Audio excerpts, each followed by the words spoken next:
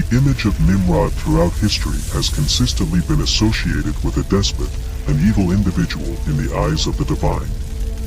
This interpretation has gained prominence in recent times. However, who was Nimrod truly? Who was this man, a descendant of Noah, who in some sources is pointed to as the mastermind and executor behind the construction of the Tower of Babel? The Bible, in just 7 verses, makes mention of Nimrod, revealing little explicitly about him. We know that he was a mighty warrior, the son of Cush, and a great-grandson of Noah. However, countless legends and narratives have emerged around this enigmatic figure. Amidst all these stories, what do we actually know about Nimrod? We will explore both the biblical and extra-biblical sources in an attempt to gain a more solid understanding of this influential figure in early history. Throughout this video, we will also present some intriguing facts about Nimrod, possibly unfamiliar to you, along with discussing the perspectives of the Jewish writer Flavius Josephus, a contemporary of Jesus, who offered his own insights into the figure of Nimrod. Therefore, in this presentation, we will delve into the history of Nimrod, the rebel son of Cush, the builder of the Tower of Babel. Known as Nimrod in Hebrew, Nimrod in Aramaic, and Nimrud in Arabic, is a biblical figure mentioned in the books of Genesis and Chronicles. He appears in 3 passages, with the most detailed account found in Genesis 10, verses 8 to 12. Cush also fathered Nimrod. He was the first on earth to be a mighty man. He was a mighty hunter before the Lord. Therefore it is said, like Nimrod, a mighty hunter before the Lord. The beginning of his kingdom was Babel, Erech, Akkad, and Calneh, in the land of Shinar. From that land he went into Assyria and built Nineveh, Rehoboth-ir, Calah, and Rezin between Nineveh and Calah, that is the great city. In another genealogy, found in 1 Chronicles, Nimrod is also mentioned. Cush fathered Nimrod. He was the first on earth to be a mighty man. The last mention of Nimrod is found in a passage that suggests his influence and importance. He, Nimrod, shall be our peace when the Assyrian invades our land and treads in our palaces. Then we will raise against him 7 shepherds and 8 princes of men. They shall shepherd the land of Assyria with the sword, and the land of Nimrod at its entrances. And he shall deliver us from the Assyrian when he comes into our land and treads within our border.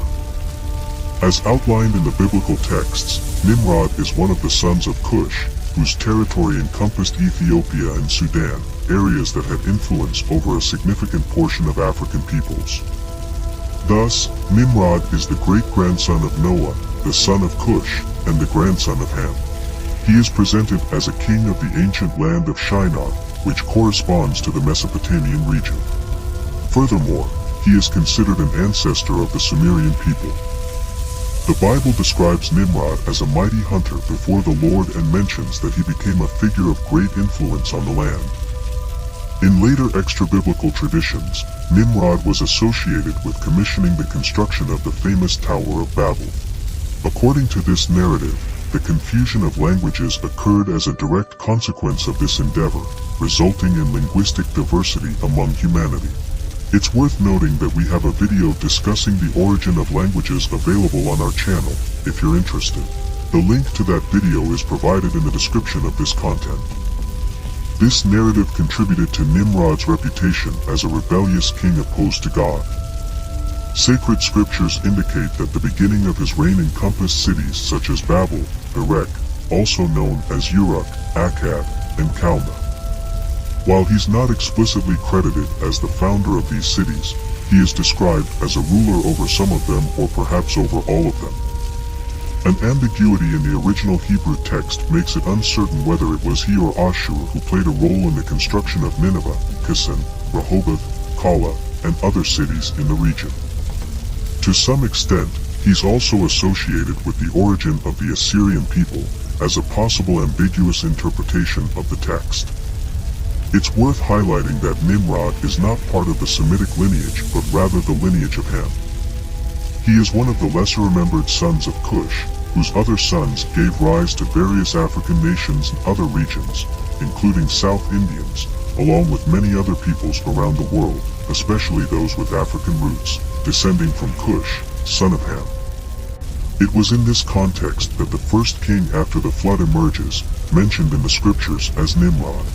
In Jewish and Christian traditions, Nimrod is often seen as the leader of those who undertook the construction of the Tower of Babel in the Shinar region, corresponding to ancient Babylon. However, it's important to note that the Bible itself does not explicitly affirm this connection. The kingdom of Nimrod encompassed cities such as Babel, Erech, Akkad, and Calneh in the land of Shinar, as reported in Genesis 10, verse 10. Flavius Josephus, an ancient historian, believed that the construction of the Tower of Babel likely began under the leadership of Nimrod. He expressed this view as follows. He, Nimrod, also said that he would be revenged on God if he should have a mind to drown the world again, for that he would build a tower too high for the waters to be able to reach, and that he would avenge himself on God for destroying their forefathers. Antiquities of the Jews, Book 1, Chapter 4. In addition to Flavius Josephus, this perspective also finds support in the Talmud and other ancient Jewish writings. Several Jewish interpreters, such as Philo and Yochanan ben Zakkai from the 1st century AD, share this view. They approach the passage that mentions a mighty hunter before the Lord, in Hebrew, Jibert Sayed Lifnei Yehovah, as possibly indicating a position of opposition to God, rather than before God, a similar interpretation to that found in Pseudo-Philo. The term Pseudo-Philo refers to the anonymous author of biblical antiquities.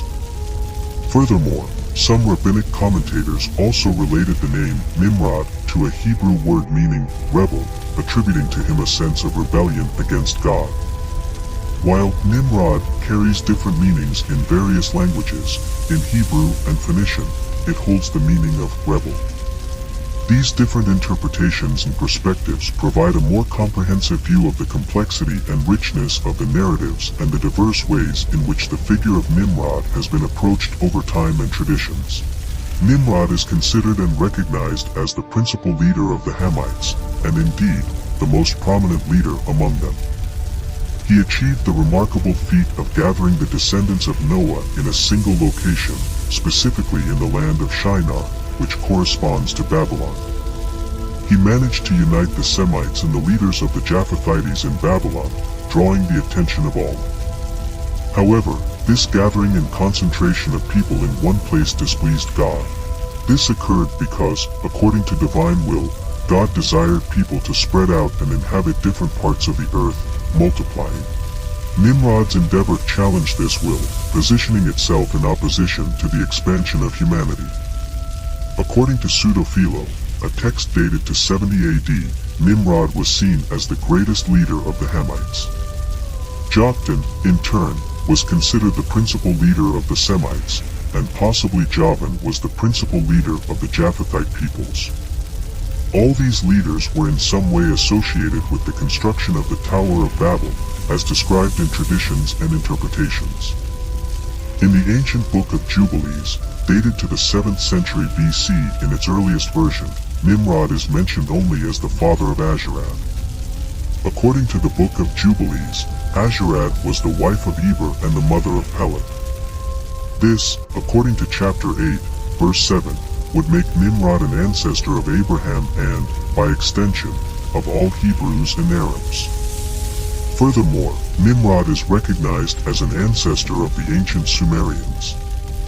They used to refer to themselves as Cushites, calling themselves the people of the black face. In an ancient Arabic account known as Kitab al-Magal, or the Book of the Rolls, part of Clementine literature, it is stated that Nimrod built other cities and became king when Ruel was 163 years old. He ruled for 69 years. The account also mentions that Nimrod saw a piece of black cloth and a crown in the sky, and ordered a weaver named Sasa to make a crown like the one in his dream. An interesting curiosity that you may not know about Nimrod is that Nimrod may have known Abraham. About 300 years had passed according to the genealogy of Genesis 11 before the birth of Abraham. Meanwhile, Nimrod was separated from his ancestor Shem, son of Noah, by several generations. The extraordinary longevity of pre-Diluvian lives continued to a lesser extent after the flood. Shem and his descendants lived to around 400 to 500 years old. As we don't know Ham's age when he had Cush or Cush's age when he had Nimrod, it's possible that Nimrod lived for a few hundred years. Therefore, it's not impossible that he lived during the time when Abraham was already alive. Rabbinic literature also addresses this possibility. Some Jewish texts claim that the wicked Nimrod tried unsuccessfully to kill the child Abraham due to a dream that foretold Abraham would be his downfall. These additional pieces of information provide more depth to the complex history and context of Nimrod. It's interesting to note that Nimrod may be related to the foundation of the Epic of Gilgamesh, the oldest epic in literature. The epic revolves around the warrior king Gilgamesh, who is sometimes portrayed as having divine attributes due to his mighty achievements. Although a hero, Gilgamesh is also shown as cruel and depraved. These characteristics resemble the description of Nimrod. The Epic of Gilgamesh includes the story of Utnapishtim, a man who survived a flood sent by the gods by building a vessel under divine guidance and seeking immortality. This story has notable parallels with the flood account in Genesis. This could be interpreted as a possible interaction between Nimrod and his ancestors, such as his grandfather Ham or great-grandfather Noah. In another part of the epic, Gilgamesh sets out to kill the creature that caused the flood, aligning with the idea of Nimrod's challenge against God. While the two may not be directly related, there's a possibility that some sort of relationship between Nimrod and Gilgamesh influenced elements of the epic. Nimrod, like other descendants of Noah, is portrayed as a tyrant. Many of them, including the Semites and Japhethites, disobeyed God's orders to spread out to different territories after the flood. They remained in the land of Shinar, disobeying the divine will to repopulate the world.